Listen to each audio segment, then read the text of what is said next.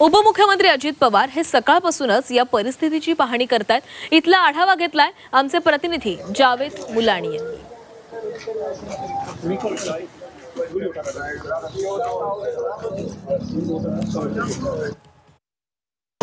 कालच्या पावसामुळे सर्वत्र जे आहे ते पाणीच पाणी झालेलं आहे। आपण पाहू शकता की या ठिकाणी जे आहे ते उपमुख्यमंत्री अजित पवार जे आहेत ते बारामती तालुक्यातील प्रत्येक भागामध्ये सकाळपासूनच पाहणी करतायत।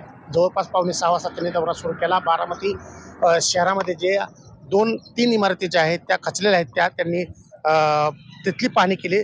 त्यानंतर या ठिकाणी लिमटेक जे आहे त्या ठिकाणी जो निराडावा कालवा फुटलेला आहे त्याचं पाणी जे आहे ते उभ्या शेतकऱ्यांच्या शेतामध्ये घुसलेलं आहे आणि त्याची पाहणी जी आहे ती उपमुख्यमंत्री अजित पवार हे आता करीत आहेत। एकंदरीतच सर्वत्रच या पाण्यामुळे मोठं नुकसान झालेलं आहे। अनेकांच्या घरामध्ये असेल किंवा शेतीमध्ये असेल हे पाणी घुसल्यामुळं अनेक जण जे आहेत ते याचा फटका या शेतकऱ्यांना बसलेला आहे।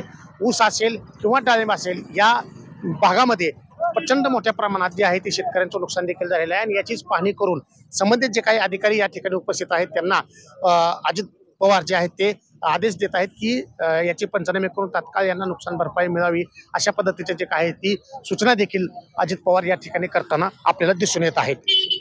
जावेद मुलानी, G24 तास, बारामती। आता आपण ही दृश्य बघत होतो। नीरा कालवा ज्या ठिकाणी फुटलेला होता त्या ठिकाणी अजित पवार यांनी पाहणी केलेली आहे।